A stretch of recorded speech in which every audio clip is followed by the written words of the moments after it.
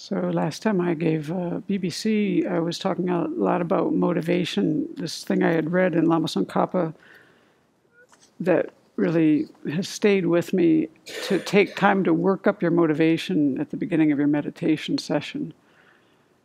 And so for people like us who do meditation sessions twice a day, things can get kind of routine. We can just kind of fall out of bed, roll into the hall, and wake up. And, hopefully it's not like that every day. But, some days it's kind of like that, It's like when you go to anything, what you do a lot, it can get routine. But luckily, we have these beautiful practices, the 6 preparatory practices that really are a structure that help our minds. And so I'm trying to give now the shortest teaching ever on the 6 preparatory practices. That's my goal here. I'm not sure if it will happen in one, won't be in one BBC, but I'm trying to do the shortest ever because I've taught on these a few times.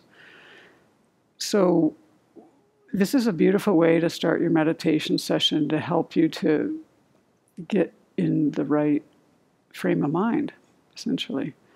And it starts, the first one is to clean the shrine room and arrange the shrine. That's how I always say this to myself. And even if I don't do it, I imagine these things. Like if I'm not the person making the offerings that day, a lot of times I'll just say that to myself and I'll pick up lint off the floor and whatever it is. I'll do something, at least in my mind, to clean the shrine room and arrange the shrine. What Lama Tsongkhapa says is, clean well the place where you're staying, neatly arrange the representations of the Buddha's body, speech, and mind. And so that just kind of starts setting the ambiance for what we're going to do. We're creating a place to invite all the Buddhas and Bodhisattvas to come to and for us to become Buddhas and Bodhisattvas. So that's a nice way to start. And then the second practice is to make offerings. Lama Tsongkhapa says, obtain offerings without deceit and arrange them beautifully. So every morning we make offerings on the altar. We have tons of teachings about how to do this. The third practice, I always say it this way: sit in the Vajra position, calm your mind, set your motivation, those are in parentheses, and then take refuge and generate bodhicitta. And so they don't always say things explicitly. What Lama Tsongkhapa says, sit up straight upon a comfortable seat in a suitable posture, your legs either in the full or half lotus position, and absorb yourself from the practices of going for refuge and developing the spirit of enlightenment. So I really like to break them down a little bit more than that, because basically they're saying, sit in the meditation posture, take refuge and generate bodhicitta. But Venerable has always taught us, and it's always helpful to calm your mind first. Get yourself there. She just told me, at least do 10 breaths.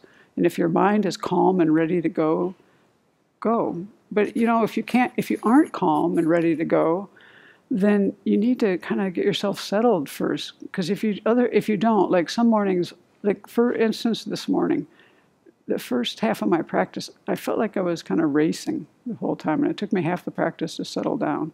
I could have actually dealt with that at the very beginning, which would have been better. And that way, you have a whole lot of time where you're staying with things a little bit more, not kind of like trying to finish this commitment or something like that. Because I wanted to leave enough time for something at the end of my practice, and I have a number of commitments in the morning that I like to do them in the morning. Some have to be done in the morning, and all the ones I have that I can do, I always do in the morning because it's more.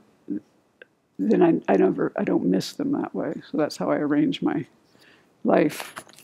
So I find this part to be quite important. Taking the time to calm your mind, set your motivation, which is how we always do it when we do our abbreviated recitations. This is the same order that we've been taught, it's the same order we've always been doing. But those aren't always specifically stated. So in taking refuge, we want to really think about where we're going in our life, what we're going to rely on. Are we going to rely on like the news? Are we going to rely on the newspapers? Are we going to rely on, a self-help book? What are we relying on? Where is our, what is reliable in this life? And so we've made a decision as Buddhists that we're going to put our confidence, because through our own experience we find it's been useful, in the Buddha, the Dharma, and the Sangha. And then, so we do that. And some days we spend more time with one thing, some days more with another. Some days you should really spend time with refuge, because maybe if you're like me, your refuge is in the wrong place. Always finding that when I get upset about things, I usually come to an analysis of like, oh, I'm kind of taking refuge in my friends. We're just ordinary beings like me. Wouldn't it be better to take refuge in the Buddha, the Dharma, and the Sangha, and not put that burden expecting everyone to be a Buddha and be perfect? That's really kind of like, I feel like I set myself up continuously, because I have this habitual pattern of, what do I rely on? What got me through in life when I was younger, before I really had a spiritual path? It was my friends. And so I have a tendency to turn there. And unfortunately, for the things that I'm trying to do, that's not really going to work.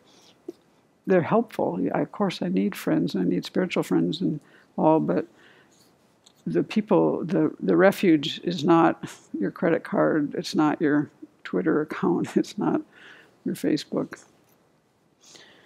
Okay, and then the other part is generating bodhicitta, where you open your heart and your mind to the suffering of living beings, our potential to overcome it, and then wish and aspire to become a Buddha in order to make that happen.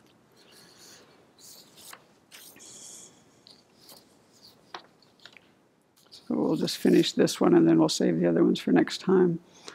So one thing I wanted to say about this is that when we're taking refuge, it's really helpful, like when we do our abbreviated recitations, we abbreviate this, but in the meditation on the Buddha practice, most of this is expanded out, and a lot of the practices that we do in Tibetan Buddhism, they expand these and have visualizations that go along with them.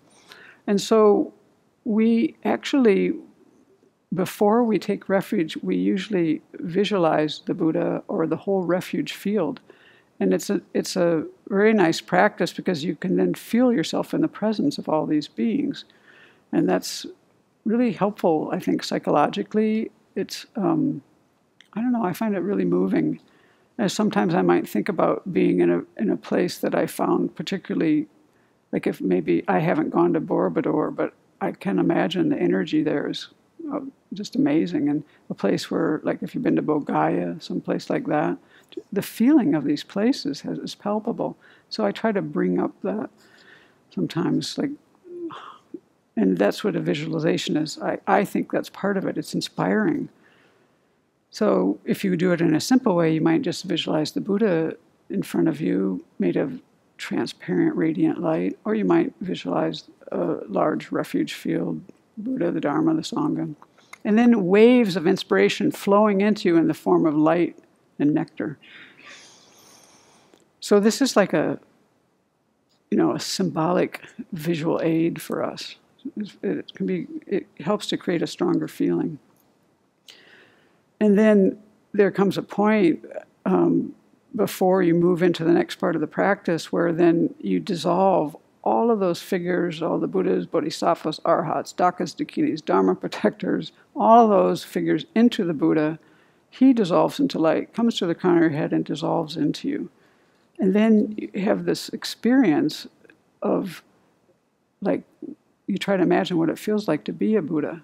And with that kind of mind is a nice place to think about the four immeasurables. It's not real spelled out in our practice, as I recall, whether you do that dissolution before or after that.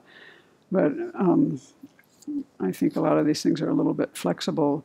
But basically, a Buddha has these four immeasurables, loving kindness, compassion, sympathetic joy, and equanimity, as a spontaneous experience. So we can just take a moment and imagine what that would feel like. And I think that, for me, that's very helpful to my mind. So That's the first 3 of the 6 preparatory practices in the Cliff Note version.